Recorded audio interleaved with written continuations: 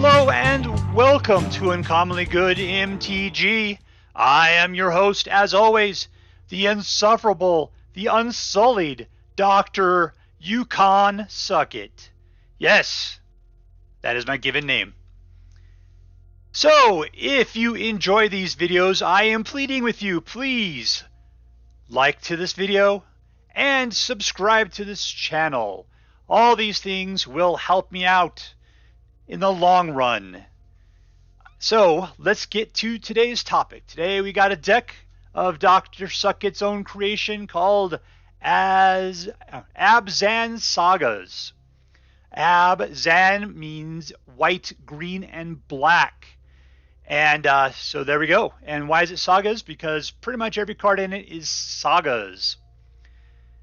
So in the low end, we start off with Michiko's Reign of Truth. Let's talk about sagas do first. Okay, so sagas generally have three, there's some that have more, but they have three chapters to them. They have 1, 2, and 3. And so you pay to put them out, and as soon as you put them out, you get whatever chapter 1 is. And then on the next turn, it gets what's called another lore counter, at which point then it's in the second chapter. And then on the next turn, it gets another lore counter, and it does what's in the third chapter. And then after that, it'll disappear. So let's see what they do. So the first chapter for Michiko is that first and second is target creature gets +1/+1 until the end of the turn for each artifact or enchantment you control. And there are a lot of enchantments in this deck. And there are some artifacts being put out by this deck. At least I believe so. Let's take a look at Restoration of Eiganjo. Puts out an artifact. No, it's a spirit token creature. Okay, never mind. I thought those were artifacts. So yeah, there are no artifacts here. It's just the enchantments. So yeah, Michiko will do that. And in her third chapter there, she transforms into this portrait of Michiko, who gets +1/+1 for each artifact or enchantment you control. Now, the weird thing here is that she is an enchantment herself, so she's at least at 1/1. And with the sagas, they don't last forever, and so they'll be bouncing in and out. She'll usually roll at around a 3 or 4 at any given time. Let's see, we got Teachings of the Kirin, which is like a flying horse thing. And when this thing comes out on its first turn, you got mill 3 cards, which is important because the final thing needs those cards. You create a 1/1 spirit token creature. So you got that. God, you know, still love that Catilda. That Catilda would love this entire deck, but this is a Sagas deck, so we'll see. Mill 3 cards, you create a spirit token creature. So you got a creature out of the deal. It's nice. And then on your next turn, you put a +1/+1 counter on a creature you control.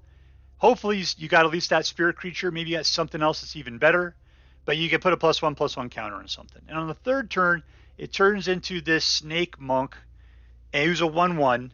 And then whenever it attacks, you can do one of two things, which is exile a target creature card from a graveyard, in which case you create another 1/1 color spirit token creature, or you can exile a non-creature card from a graveyard, and what you do, you get a +1/+1 counter on target creature you control. So this is kind of like that Luminarch Aspirant, where you can put +1/+1 counters on creatures you control, but it only happens when this thing attacks. So, you might lose it, but, we'll see what happens there.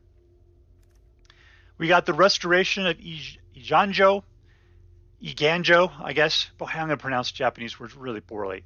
Eiganjo, I believe. And the deal is this thing is a white mana ramp, so you go and get a plains, you put that in your hand. Then on your next turn, you can find anything that costs you 2 or less in your hand, and you can discard it. Well, you can discard anything, technically. You may, so you don't have to. But if there's anything in your graveyard that is 2 or less, such as Michiko or Teaching of the Kirin, then you can pop that thing back out onto the graveyard.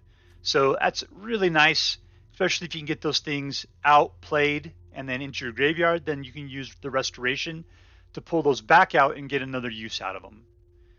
And what's really nice is if you could get like Michiko like mid-game or something, that's not bad.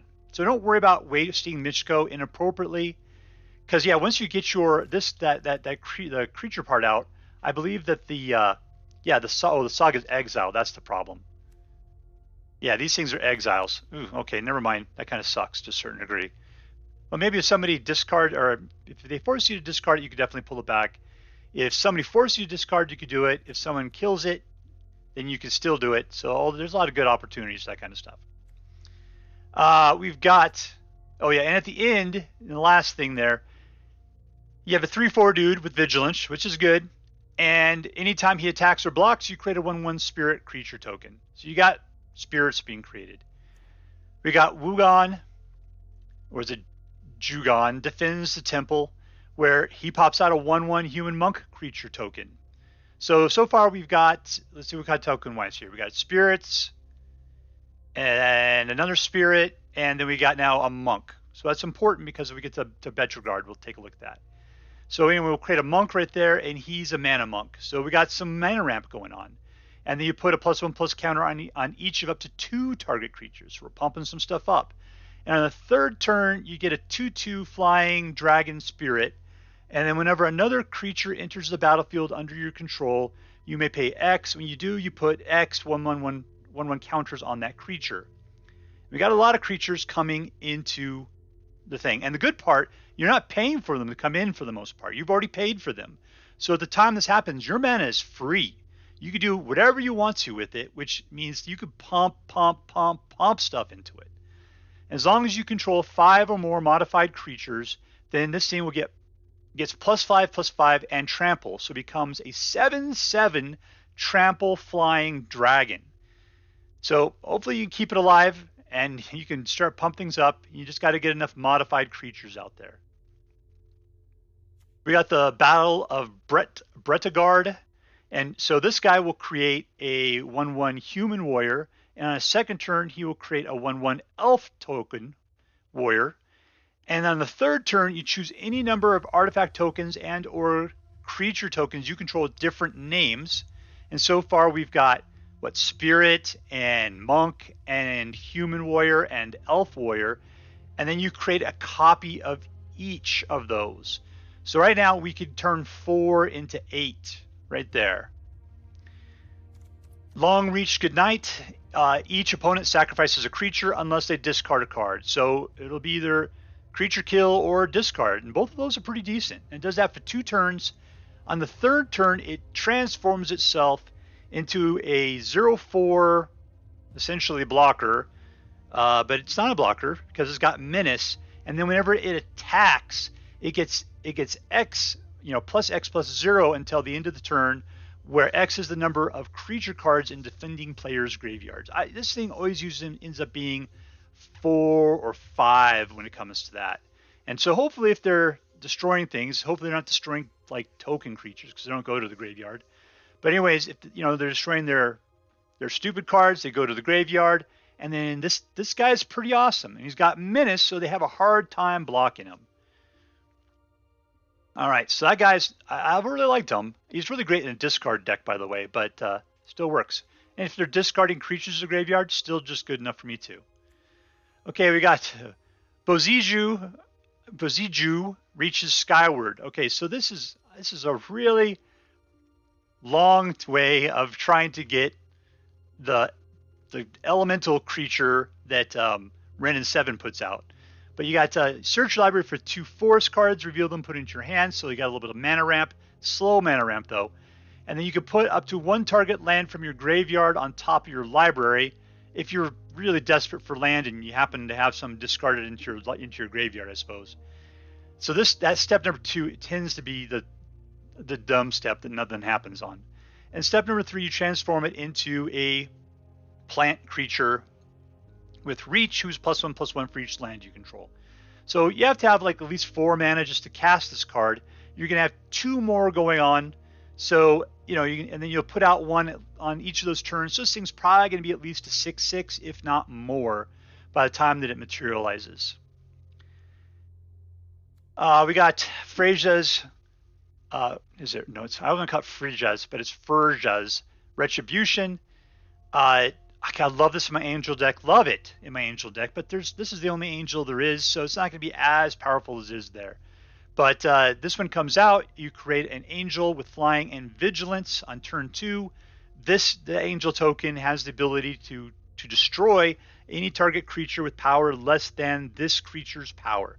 So potentially what you got going on, you could be popping token or counters onto this Angel Warrior, giving her the ability to destroy at much higher than that 4 level. And thing is, she's got vigilance and flying, so I mean you can attack with her, and then you use her tap ability afterwards to destroy something. And then on her 3rd turn, angels you control gain double strike until the end of the turn. So, man, if you get the timing right, she could be loaded with counters. Like if she comes out and you had Jugan going, yeah, I'll pump tons into her. The problem is that she comes out immediately, so you're already putting 4 of your mana into it. So whatever you have left, you could pump into this to put more counters onto her. But yeah, this to me is her mixed with everything else is more of an in-game situation if you can help it. Binding of the Old Gods is there for control. You destroy a target non-land permanents. You can then get a forest on your next one, helping you ramp up your mana. And then creatures you control gain Death Touch. So if you got a bunch of little weenie tokens, such as warriors, elves, spirits, or monks, and you get this guy out, guess what they all have at one time? Death Touch. You go in for the attack, they might block, but they're going to die and lose all their guys if that happened. We got Doomskar, because no matter what happens, you need control. You got to wipe the board occasionally. And the good thing about our sagas is they tend to replace creatures pretty quickly. There's a lot of that going on. So we've got Tales of Master Seshiro. You put a +1 counter on target. You don't have any vehicles, so it's going to be creatures. And that gains vigilance until the end of the turn. And then that happens for 2 turns in a row, at which point then you get a vigilant, hasty 5/5. So that's nice, you know, hasty 5/5. The thing about haste is usually it's a surprise. It's like, surprise, here's a 5/5 who's attacking you. But in this case, they can see him coming by, 2 turns away. So, but at least on the turn he comes out, the dude can attack. He's not surprising. He's not like a flash or anything like that. He doesn't flash in. So he's coming to attack. He's got haste. He can be there. We'll see what happens. Hopefully people aren't paying that close attention to your sagas. Over here we've got a bunch of regular lands, and we got some dual lands. At this time I don't have any man lands in there. It could be good to do. In fact, it probably is really good to do some man lands. I'm really worried about slowing things down too much by putting things in that require taps. Maybe some of those Kamigawa lines that do not require taps might be good to replace these basic lands with. That'd be good, I suppose. But for right now, this is what we're playing with. This is ABZAN Sagas. Let's give it a try. And we're going up against Kirito with a lowercase k. We got... No thank you.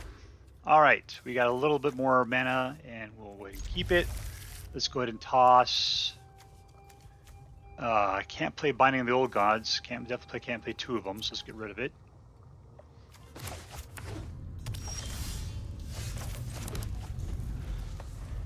Okay, I think we're going to go for Teachings first. Then should go into Boseiju.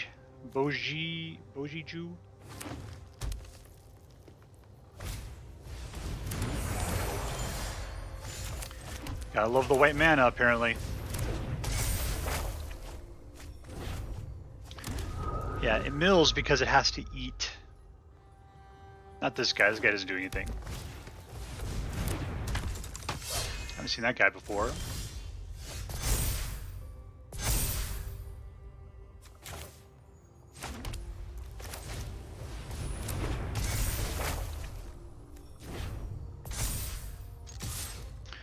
Let's show them the power of a fully functional spirit creature.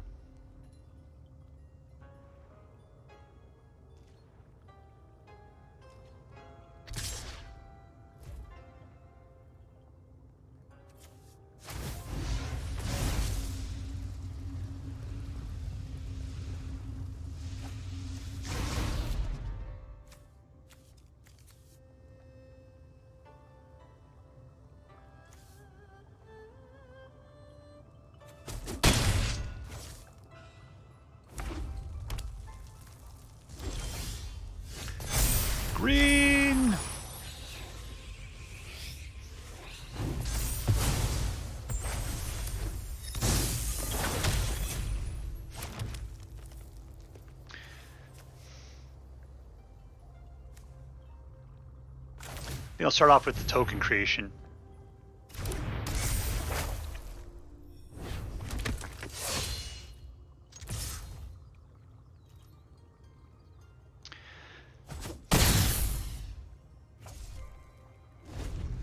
Because that thing eventually is going to double all the token creatures I have of different names. That's not what I want.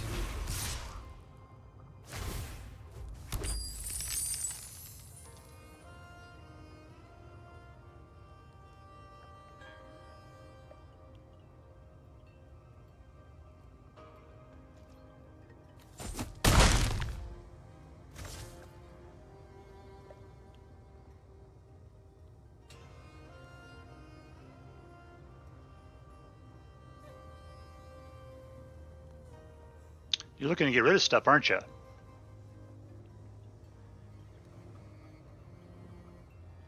I suggest you just lay back and do nothing.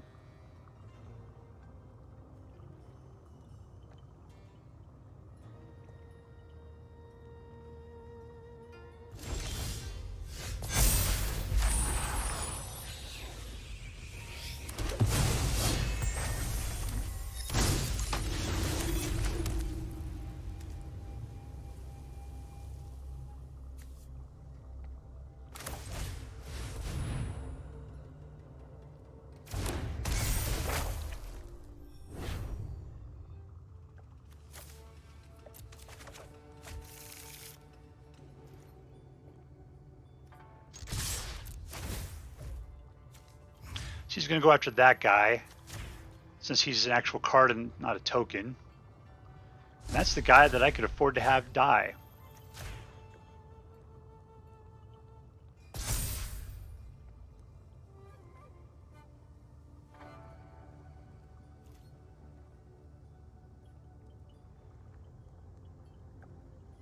There we go.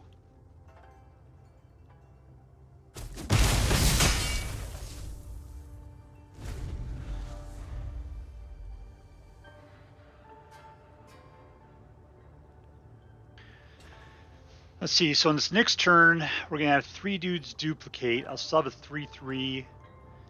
And hopefully it won't take out my duplicator. That'd be bad.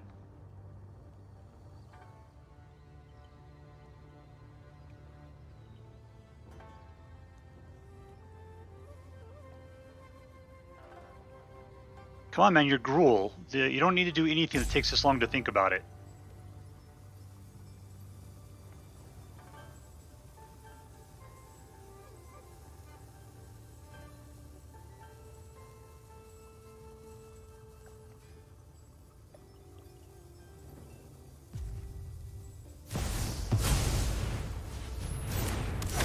That's not good.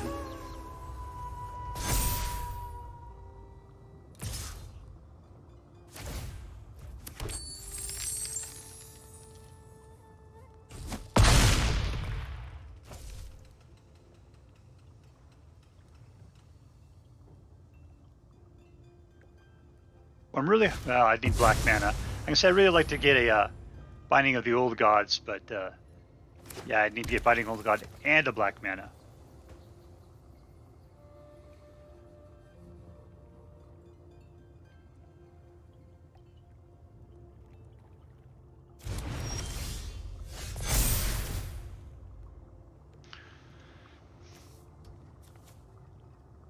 I pick 3. That looks good.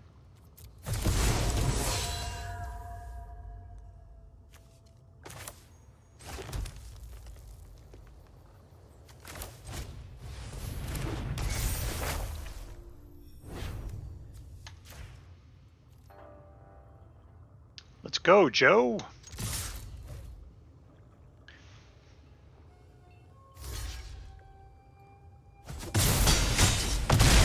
Got him down to 1.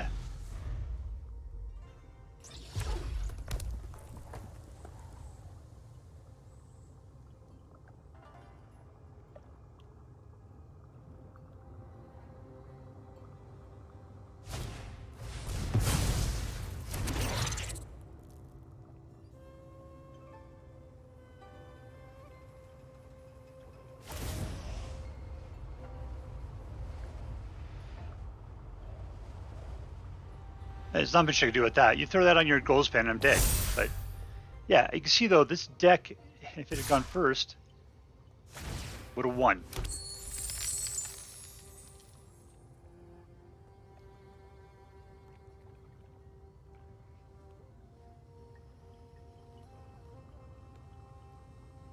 Just let it go, my friend. There's nothing I'm going to do.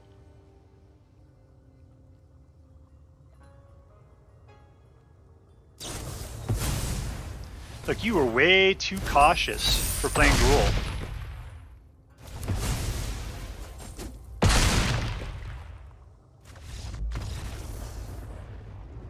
Defeat. All right, we're going against Gucky. And we've got a little bit of nice land there. We got some, well, not the greatest pull. It's going to take a long time to get that. Let's just see what happens.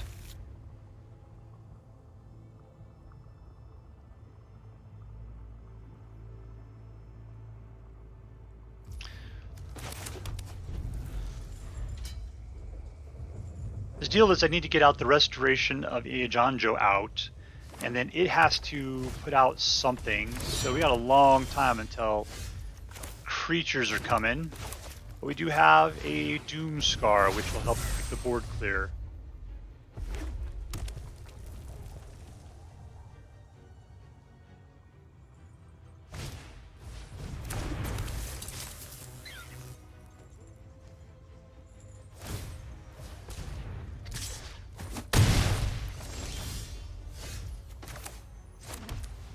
Okay, this will get us another mana.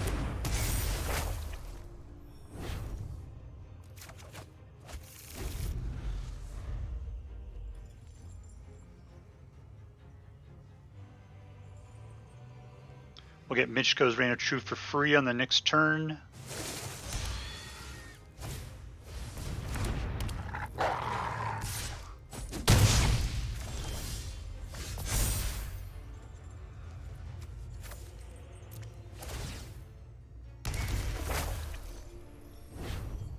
There you go, have that.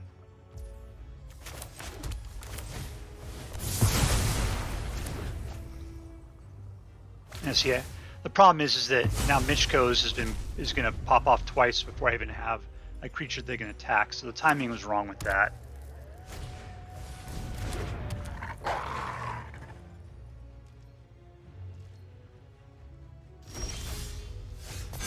Doomskar is kind of nice.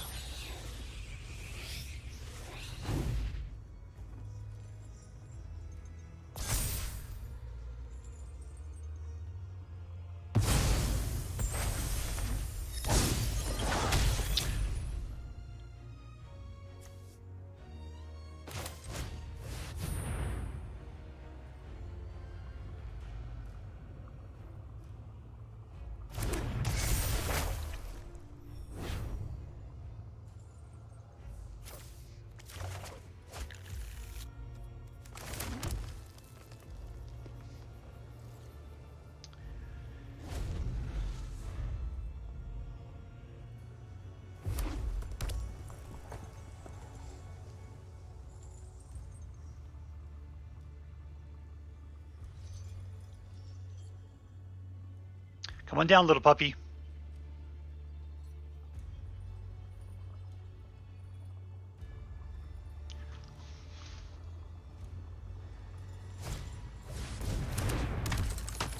Yeah, I might just have to Doomskar again. Problem's I'm going to end up chewing some dudes up.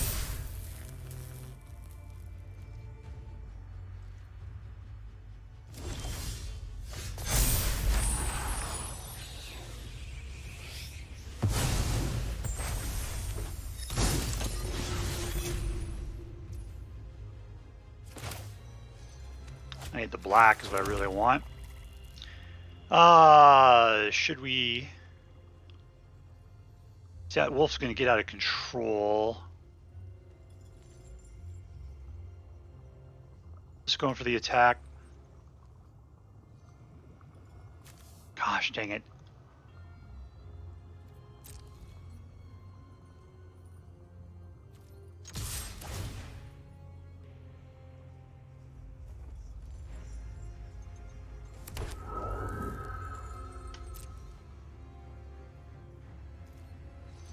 question is, how much do I commit my own guys before I wipe them out?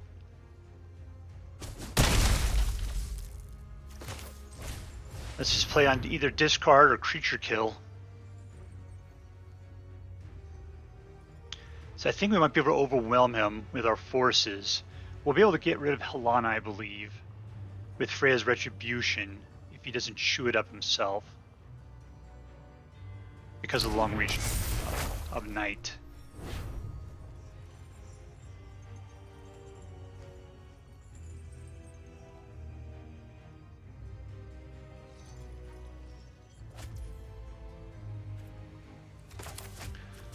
Let's get the Doomskar prepped.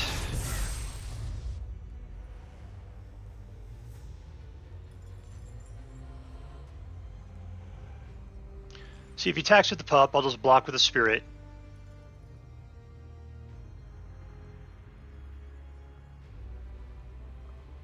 I'll just keep making spirits.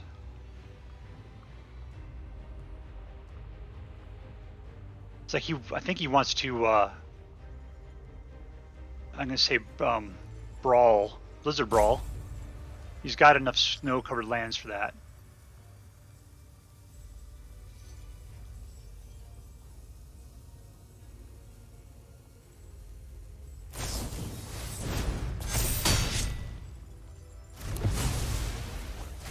You take out my dudes, I am just going to go ahead and kill everything.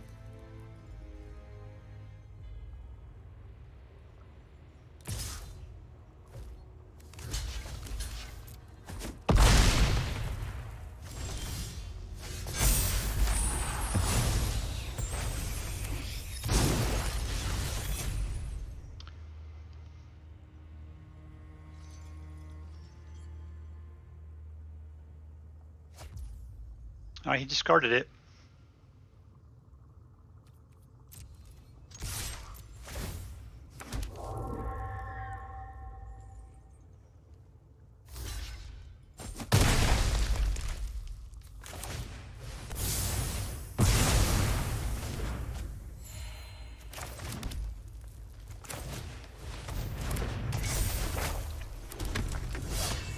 Alright, he's got 29 life. And I'm going to have some creatures here pretty soon. He's got a... I was going to say he's got a Hydra land up there.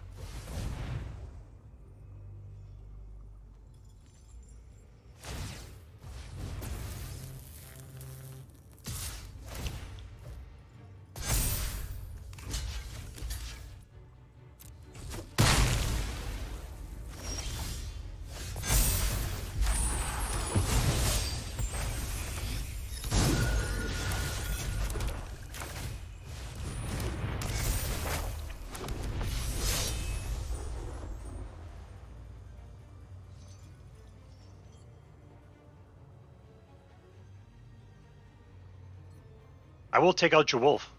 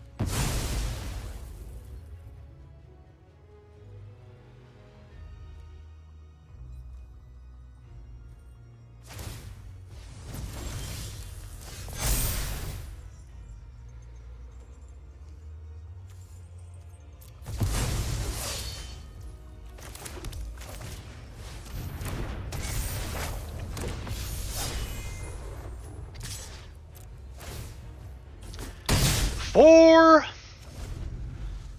All right. So I've got, let's see, this guy's going to be able to start, what can it exactly do? Destroy. So I can't destroy Tashi.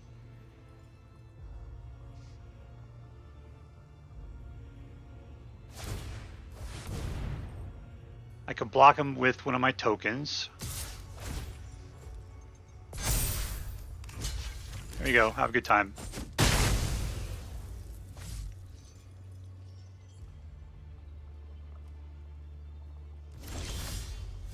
Double strike angels.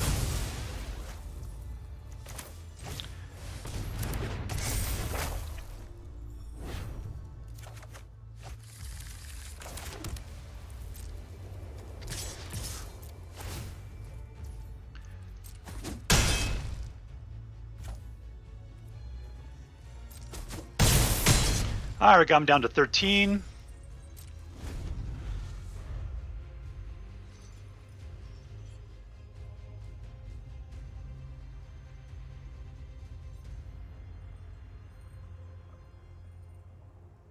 What's up with thinking Gruul today?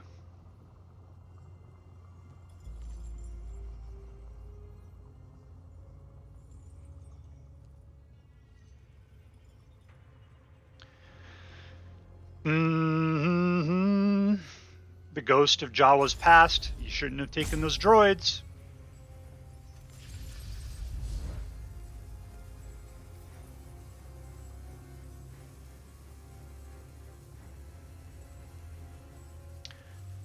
What do we got here? I guess this one will be double strike again, which means I'm doing 12 on the next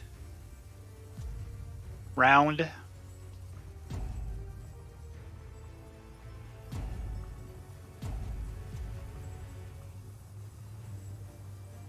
And then potentially I get to play something for free, even though I got so much mana, it doesn't matter at this point. We'll see what it is we draw.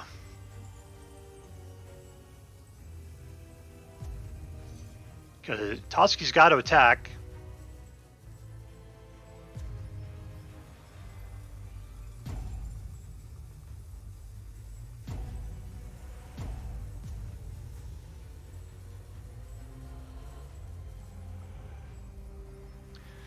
Alright, so I don't know whether they've lost connectivity or they decided just to rope me. But if we get the win, I'm chalking it up to being just pure awesome.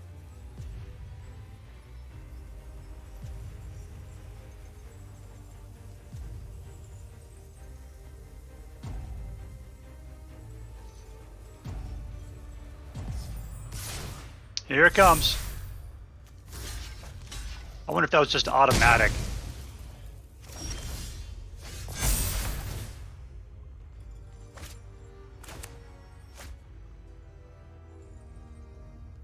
That's nice, I got a land. Thanks, Shuffler.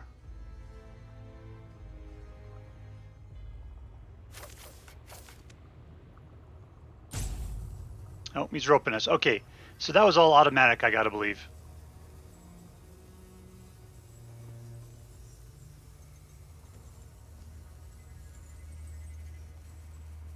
I can't deal 13 points of damage. I mean, if I could kill your Toski, I guess he can't be destroyed and go to the graveyard, so I can't kill it. So I can say, go to the graveyard and give me that extra point, but that's not going to happen, is it? And we win, because we are so unbelievably awesome.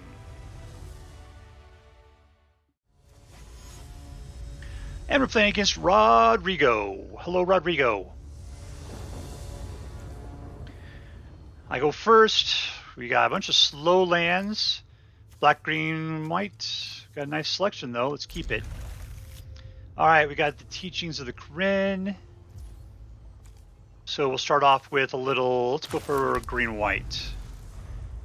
I won't be able to put anything down until turn 3. Well, you never know. Maybe we'll pull a...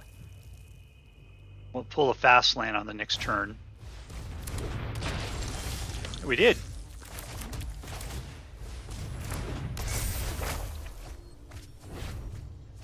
And there goes one of our Doomskars, though.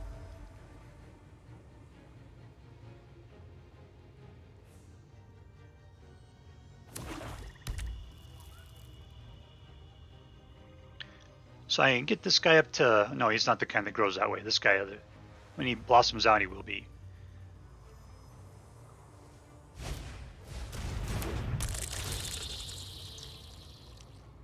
I kind of like everything I got. Let's get rid of the... Yeah. I think I like the angel better.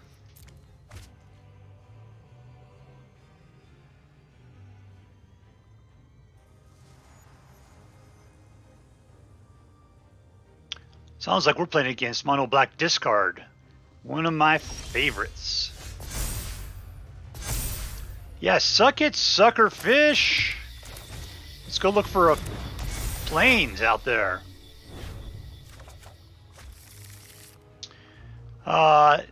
No. Our spirits are feeling a little stay-at-homey right now.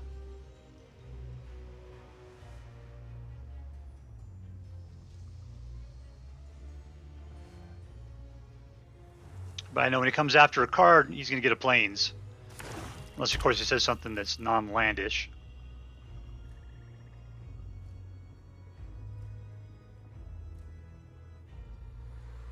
Essentially, I want that Deathcap Glade and Firja's Retribution.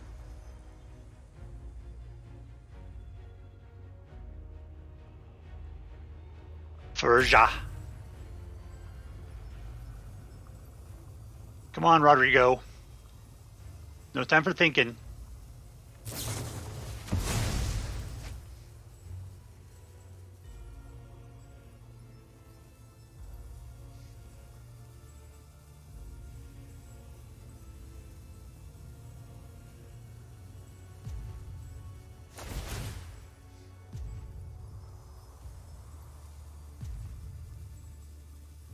Da da da da da. Well, that is incredibly weird. Why would you care to put a -1/-1 counter on that spirit? So you can attack with your virus beetle?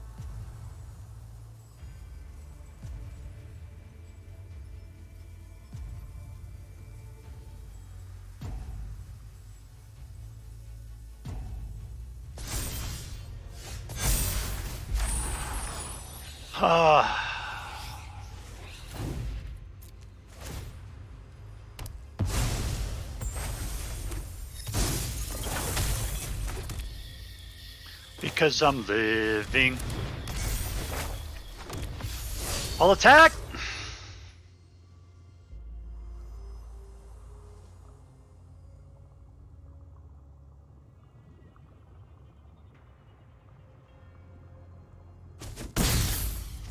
Alright.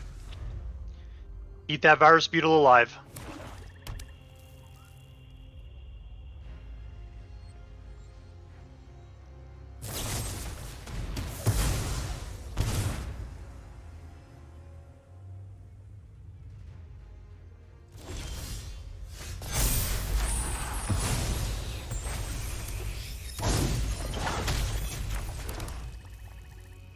All attack! Might as well block, otherwise it's just getting killed anyway. Okay.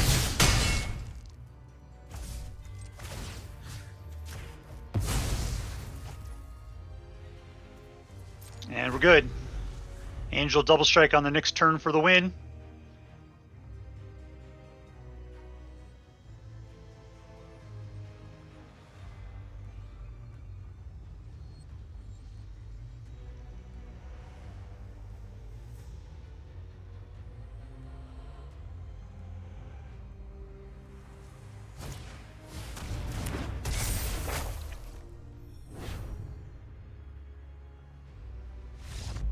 And we take it. Victory! Alright, so here is ABZAN Sagas.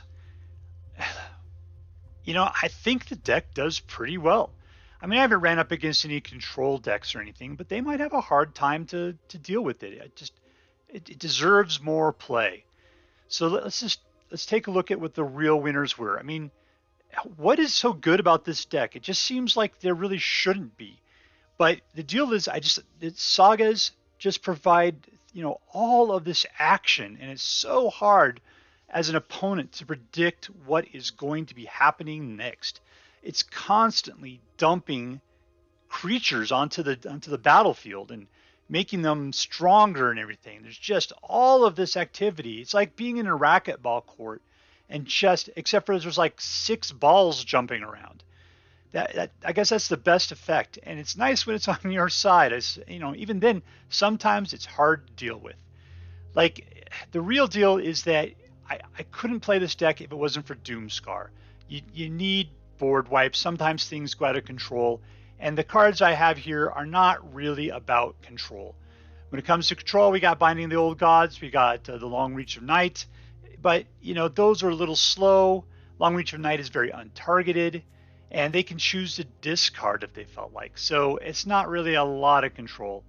It is a hindrance, it is a tax, but it's not as control-y as control can be. So you have to have your Doomskars in here.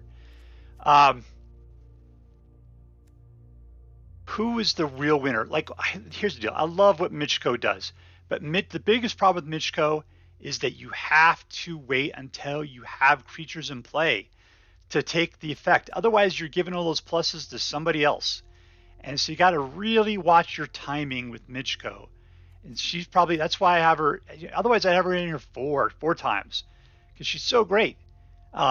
Especially with all the enchantments you're going to have in play. You know, because you could try to put like the Generous Visitor or the that Transcendence Kami in here or something. But the problem is then you're taking away from Sagas, which is the theme of the deck. It's the thing that it's going on here.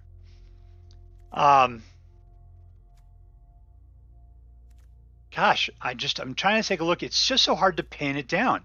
It's like the deck is so synergenic that it works. I guess to me, my favorite card is probably the Firja's Retribution, just because you get the angels out. And the angel herself is probably one of the most powerful cards you're going to have, being that she's flying, vigilant, and a 4/4. And that if Firja's Retribution gets to continue to play without being taken out, and without the angel being taken out, then she has the ability to destroy a creature with a power less than this creature's power, and then she gets a double strike on the next turn. And so she's probably the best card in here. And the fact that, you know, it costs 4 to put her out means you're putting her out in the middle of the game. Hopefully things have kind of settled a little bit. You'll be able to muse her, and then you'll be able to start throwing counters on her. Because the great thing is if you get Michiko's to go off while the angel is out, then you might be throwing like, I don't know, another 3 or 4 more on top of her when she's doing the double strike, making her equal to, you know, 14 or 16 points of damage at one time. The Restoration of Eiganjo is pretty cool. Just because, you know, you got a couple of cards in here. You got a lot of cards in here that has ramp. You know, it's all rampy to a certain degree. You're pulling out 2 force cards. You're pulling out a plains card. You're getting a creature that adds green mana. There's a saga that does black mana. It might be worth putting him back in here. I'm not sure what I would take out at this point. This guy is kind of weird because he looks like he should be incredible to a certain degree. But usually he ends up not being that great. You know, because you put out that spirit token, that's pretty good. He gets to pump something up, which is at least the spirit token, hopefully.